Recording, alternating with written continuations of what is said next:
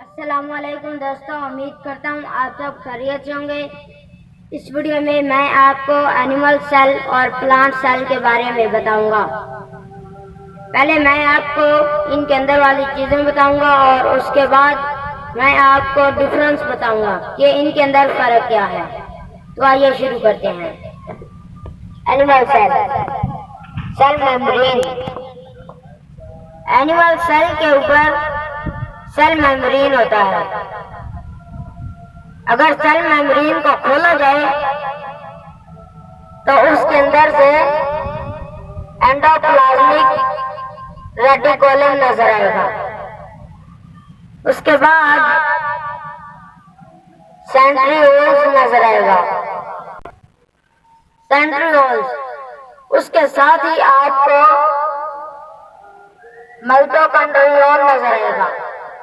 उसके साथ ही आपको वैक्यूल नजर आएंगे और उसके बाद आपको एक न्यूक्लियस नजर आएगा। ये तो मैंने आपको एनिमल सेल के बारे में बताया है। अभी मैं आपको प्लांट सेल के बारे में बताता हूँ। Cell wall. प्लांट सेल के ऊपर सबसे पहले सेल वॉल होता है। जिसी तरह अंडे के ऊपर थोड़ा सा हार्ड छिलका होता है, इसी तरह सेल के ऊपर भी सेल वॉल होता है।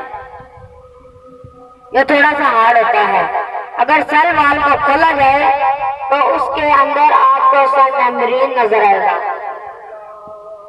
अगर उसको खोला जाए तो फिर आपको क्लोरोप्लास्ट नजर आएगा। फिर आपको माइटोकॉन्ड्रियल नजर आएगा। उसके साथ ही आपको वैक्यूल नजर आएंगे। वैक्यूल, दोस्तों ये वैक्यूल काफी बड़ा होगा और दरमियान में होगा। उसके साथ ही आपको एंडोप्लाज्मिक रेटिकुलम नजर आएगा। ये तो मैंने आपको बता दिए हैं। अभी मैं आपको, और ये न्यूक्लियस है दोस्तों, ये मैंने आपको बता दिया है।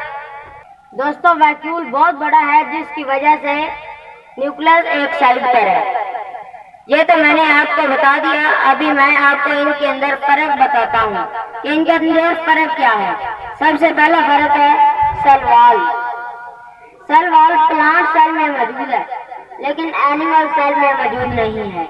यह है पहला फर्क। दूसरा फर्क है इसमें एक बड़ा वैक्यूल है और उसमें कई वैक्यूल्स हैं। ये है और ये है छोटे छोटे वैक्यूल। ये है दूसरा फर्क।